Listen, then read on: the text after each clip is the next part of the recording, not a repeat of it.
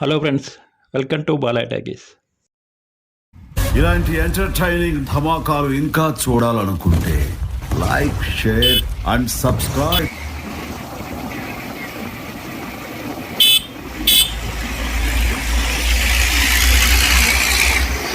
ఈరోజు మీరు చూడబోతున్న ప్రదేశం ఏపీలోని కర్నూలు జిల్లాలో దొన్నగిరికి దగ్గరగా ఉన్న అశోకుని శిలాశాసనాలు.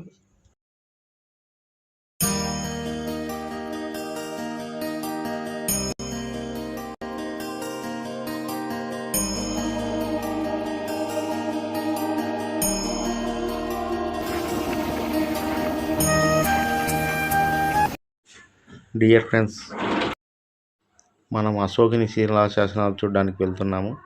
ప్రజెంట్ దొన్నగిరి నుంచి గుత్తికి వెళ్ళే దారిలో అశోకుని శిలాశాసనాలకు వెళ్తున్న దారి మనం చూడొచ్చు. ఇప్పుడు మనము చాలా ప్రకృతి ఆహ్లాదకరమైన వాతావరణంలో ఈ యొక్క శిలాశాసనాలు ఉన్నాయి. మేము చాలా ముగ్ధులైపోయాము వీటికి చూసి. న్యాచురల్గా సహసిద్ధంగా ఏర్పడిన కొండల మధ్యలో ఈ శిలాశాసనాలు ఏర్పాటు చేయబడ్డాయి.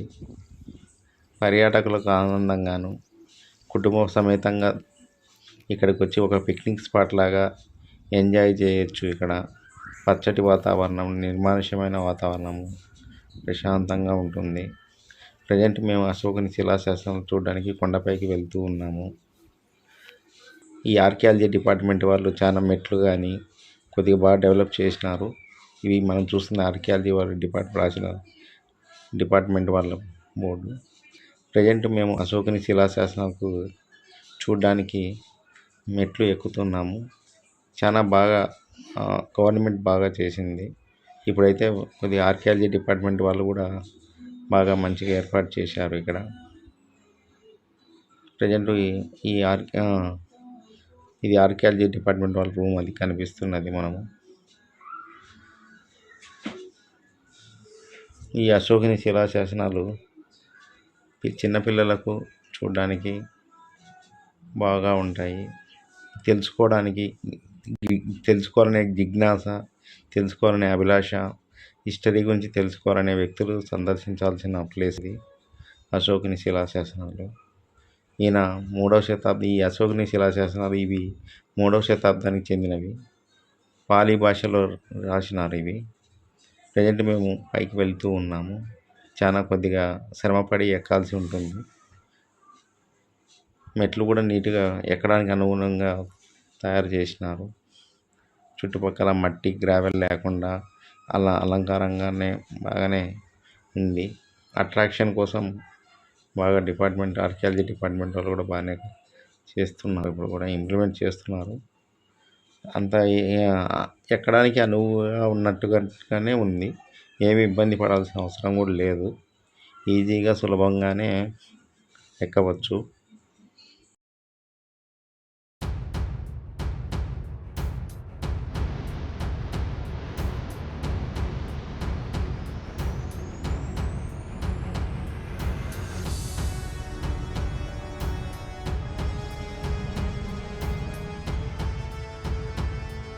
ఈ శిలాశాసనాలు పైకి వెళ్తూ ఉన్నప్పుడు ఈ చుట్టూ సైడు కింద పడకుండా బ్యారికేడ్లు కూడా ఏర్పాటు చేయడం జరిగింది.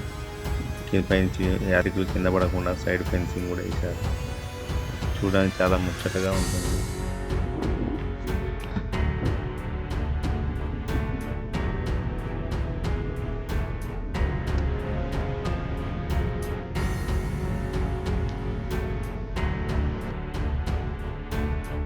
పైనుంచి కిందికి చూసినచో చిన్న గుండ్ల మధ్యలో ఈ శాసనాలు చూడడానికి చాలా మంచి పిక్నిక్ స్పాట్ ఇది.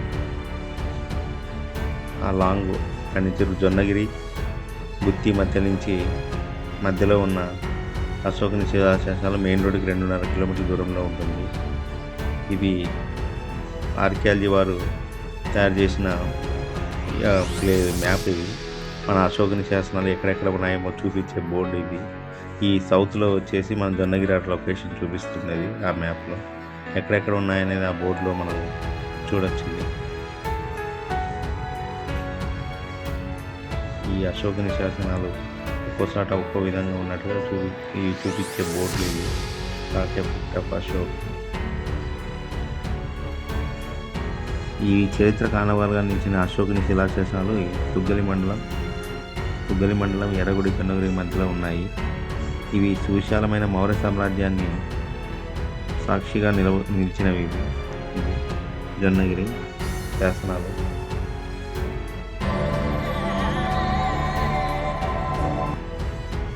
చరిత్ర కాణాలుగా నిలిచిన అశోకుని శిలాశాసనాలు తుగ్గలి మండలం ఎర్రగుడి జొన్నగిరి గ్రామాల మధ్య ఉన్నాయి.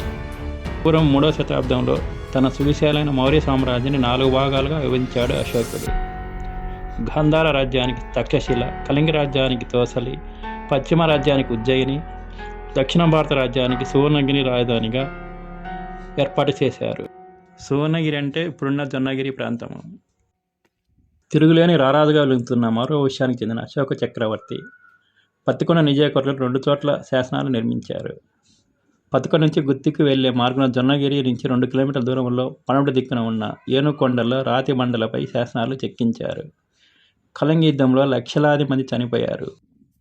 వారిలో తన కావాల్సిన వాళ్ళు కూడా ఉండడం చూసి వ్యధ చెందిన అశోకుడు తర్వాత ఆచార్య ఉపగుప్తుడు ఆధ్వర్యంలో బౌద్ధ మతం స్వీకరించాడు. అప్పటి నుండి చెడు మార్గాలకు దూరంగా ఉండి ధర్మ ప్రచారం చేపడతాడు. 360 రోజులు దేశ సంచారం చేసి ధర్మబోధనలు చేస్తారు. తల్లిదండ్రులను పెద్దలను ప్రేమించాలని, భూతదయ కలిగి ఉండాలని, సత్యమును మాత్రమే పలకాలని హితబోధ చేస్తాడు. రోడ్లు వేయించడం, చెట్లు నాటడం వంటివి చేశాడు.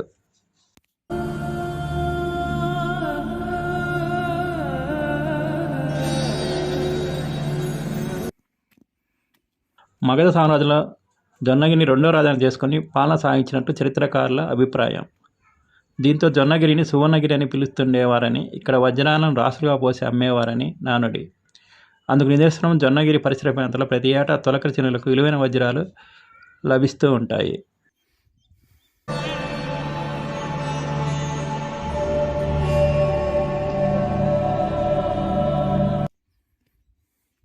వివిధ జిల్లాల నుంచి కాకుండా పొరుగు రాష్ట్రాల నుంచి కూడా జనం వస్తూ ఉంటారు. కొంతమంది ఇక్కడే కొన్ని నెలల పాటు ఉంటూ ప్రతిరోజు పొలాల వెంట వజ్రాల కోసం అన్వేషిస్తారు. అంతేకాకుండా ఈ ప్రాంతంలో విశేషంగా బంగారు నిక్షేపాలు ఉన్నాయి. బంగారం వెలికి తీసేందుకు ఇక్కడ కంపెనీ ఏర్పాటు చేయాలని Jio Mysore services private limited company ప్రభుత్వంగా అనుమతులు పొందింది.